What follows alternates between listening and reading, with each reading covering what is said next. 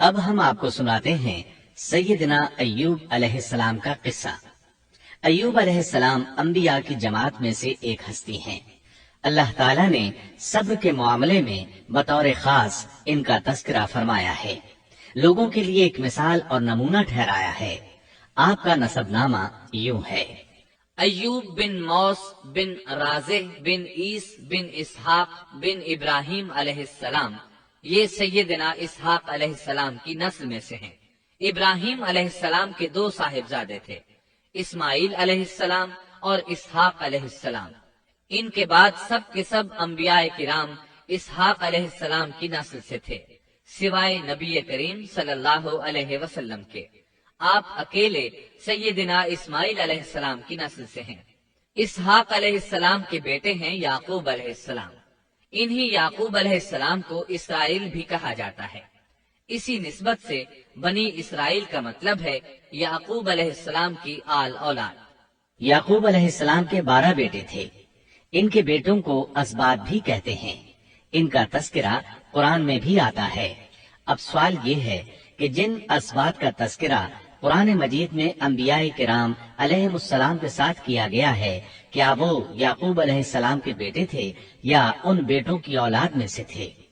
اکثر علماء کرام نے یہ اشارہ دیا ہے کہ اسباط لفظ سے جن انبیاء کرام علیہ السلام کی طرف اشارہ کیا گیا ہے وہ یعقوب علیہ السلام کے بیٹے نہیں ہیں، اس لیے کہ انہوں نے تو یوسف علیہ السلام کے قتل کی کوشش کی تھی، اپنے والد سے جھوٹ بولا تھا، ایسے اور بھی غلط کام کیے تھے، تو ان حرکات کے کرنے والے انبیاء نہیں ہو سکتے، جبکہ اسباط سے مراد وہ انبیاء کرام ہوں گے جو ان بیٹوں کی نسل سے آئے ہوں گے۔ بنی اسرائیل کے 12 قبیلے تھے اور قبیلے کو سبط بھی کہتے ہیں، اس لیے انہیں اسباط بھی کہا جاتا ہے، یعنی بنی اسرائیل ان قبیلوں میں تقسیم ہو گئے۔ اسی طرح سیدنا ایوب علیہ السلام سیدنا اسحاق علیہ السلام کی اولاد میں سے ہوئے۔ سورہ انعام آیت 84 میں اللہ فرماتے ہیں: وَمِن ذُرِّيَّتِهِ دَاوُودَ وَسُلَيْمَانَ وَأَيُّوبَ وَيُوسُفَ وَمُوسَىٰ وَهَارُونَ، اور اس کی اولاد میں سے داود اور سلیمان اور ایوب اور یوسف اور موسیٰ اور ہارون۔ تو یہ سب کے سب سیدنا ابراہیم علیہ السلام کی نسل سے تھے۔ ایوب علیہ السلام بھی اللہ تعالیٰ کے نبی اور رسول تھے۔ سورۃ النساء آیت 163 میں اللہ تعالیٰ فرماتے ہیں: إِنَّا أَوْحَيْنَا إِلَيْكَ كَمَا أَوْحَيْنَا إِلَىٰ إِبْرَاهِيمَ وَإِسْمَاعِيلَ وَإِسْحَاقَ وَيَعْقُوبَ وَالْأَسْبَاطِ وَعِيسَىٰ وَأَيُّوبَ وَيُونُسَ وَهَارُونَ وَسُلَيْمَانَ وَآتَيْنَا دَاوُودَ زَبُورًا۔ یقیناً ہم نے آپ کی طرف اسی طرح وحی کی ہے جیسا کہ نوح اور ان کے بعد والے نبیوں کی طرف کی، اور ہم نے وحی کی ابراہیم اور اسماعیل اور اسحاق اور یعقوب اور ان کی اولادوں پر، اور عیسیٰ اور ایوب اور یونس اور ہارون اور سلیمان کی طرف، اور ہم نے داود کو زبور عطا فرمائی۔ اللہ تعالیٰ نے ان سب انبیاء کرام علیہ السلام کی طرف وحی فرمائی، اور ایوب علیہ السلام بھی ان رسولوں میں سے ایک ہیں۔ اللہ تعالیٰ نے آپ کو آپ کی قوم سوران کی طرف مبعوث فرمایا۔ یہ قوم ملک شام میں رہائش پذیر تھی۔ آپ بہت زیادہ مالدار تھے۔ اللہ تعالیٰ نے آپ کو بہت زیادہ نعمتوں سے نوازا تھا۔ آپ کے پاس بے شمار مویشی تھے، لا تعداد نوکر چاکر تھے۔ اللہ نے آپ کو بہت سی زرعی زمین بھی عطا فرمائی تھی۔ آپ تاجر بھی تھے۔ تجارت کا سلسلہ دور دور تک پھیلا ہوا تھا۔ اللہ تعالیٰ نے آپ کو کثیر اولاد بھی عطا فرمائی تھی۔ آپ کے ہاں 7 بیٹے اور 7 بیٹیاں تھیں۔ آپ خود بھی صحت مند اور طاقتور تھے۔ آپ کے اصحاب کی تعداد بھی کافی تھی۔ گویا اللہ تعالیٰ نے آپ کو گوناگون نعمتوں سے نوازا تھا۔ آپ روئے زمین پر نعمتوں سے مالا مال شخص تھے۔ اللہ تعالیٰ نے آپ کو آزمانا چاہا تاکہ بعد میں آنے والے لوگوں کے لیے آپ صبر کی مثال بن جائیں۔ آخر صبر کا مرحلہ شروع ہو گیا۔ آپ کا سب مال و متاع ہلاک ہو گیا، یہاں تک کہ آپ فقیر ہو گئے۔ آپ کی زندگی ہی میں آپ کی ساری اولاد اللہ کو پیاری ہو گئی۔ کسی کا ایک بیٹا بھی فوت ہو جائے تو وہ کتنا غمگین ہوتا ہے، متاثر ہوتا ہے۔ سیدنا یعقوب علیہ السلام پر غم کس طرح طاری ہوا، یہاں تک کہ آپ کی آنکھوں کی بینائی تک جاتی رہی۔ مارے غم کے وہ گھل گئے تھے، جبکہ ان کا کوئی بیٹا فوت نہیں ہوا تھا، اور ادھر 7 بیٹے اور 7 بیٹیاں فوت ہو گئے۔ یہی نہیں، تمام مال مویشی ہلاک ہو گئے۔ معاملہ اس پر بھی ختم نہیں ہوا، آپ شدید مرض میں مبتلا ہو گئے۔ بیماری اس قدر شدید تھی کہ آپ چلنے پھرنے سے معذور ہو گئے، اٹھنے کی سکت نہ رہ گئی، یہاں تک کہ آپ کا گوشت گرنے لگا۔ آپ کی آزمائش انتہا کو پہنچ گئی۔ اب آپ کے ساتھی بھی آپ کا ساتھ چھوڑنے لگے۔ انہیں خوف محسوس ہوا کہ کہیں ان کی بیماری انہیں بھی نہ لگ جائے، کہیں یہ کوئی ایسی بیماری نہ ہو جو ایک سے دوسرے کو لگتی ہو۔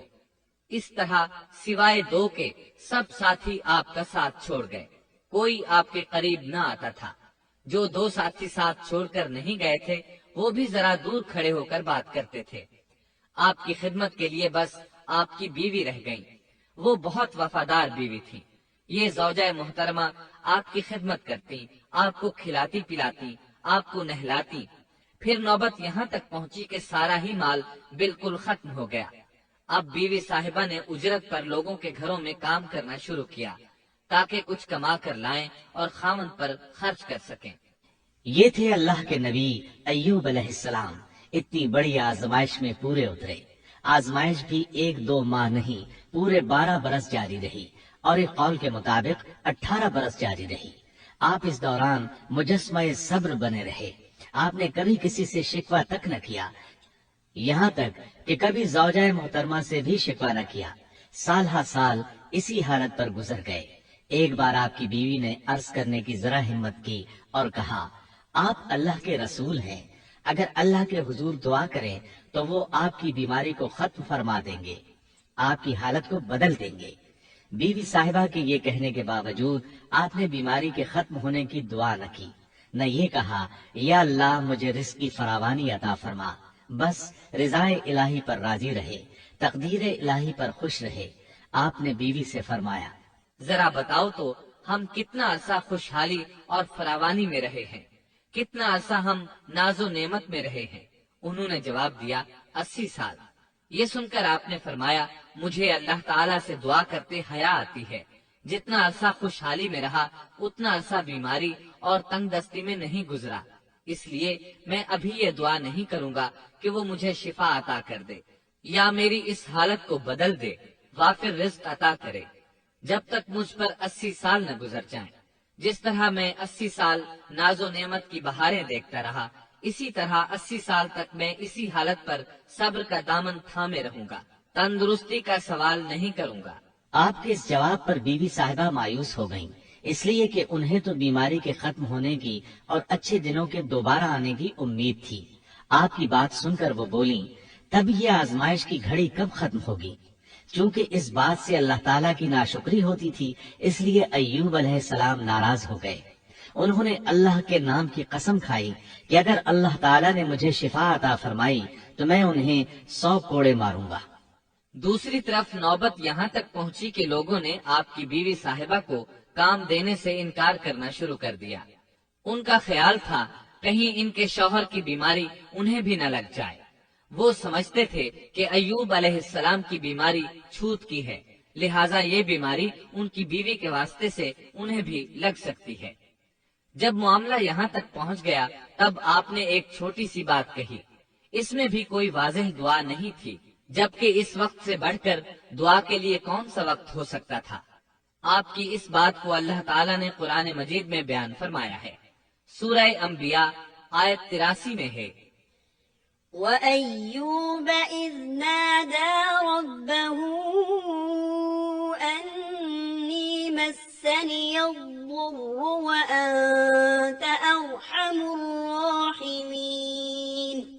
اور ایوب کی اس حالت کو یاد کرو جبکہ اس نے اپنے پروردگار کو پکارا کہ مجھے یہ بیماری لگ گئی ہے اور تو رحم کرنے والوں سے زیادہ رحم کرنے والا ہے۔ مجھے آزمائش نے آ لیا ہے اور تو ارحم الراحمین ہے۔ مطلب یہ کہ آپ نے واضح الفاظ میں دعا نہیں فرمائی، یہ نہیں فرمایا الہی مجھے تندرستی عطا فرما، الہی مجھے رزق عطا فرما اور میری حالت ایسی ایسی ہو گئی ہے، تو رحیم و کریم ہے، بلکہ یوں کہا وَأَنْتَ أَرْحَمُ الرَّاحِمِينَ، عرض کیا میری نسبت میری حالت کو تو ہی بہتر جاننے والا ہے۔ اللہ تعالیٰ نے دوسری آیت میں آپ کی حالت کو اس طرح بیان کیا ہے۔ سورہ صاد آیت 41 میں اللہ تعالیٰ فرماتے ہیں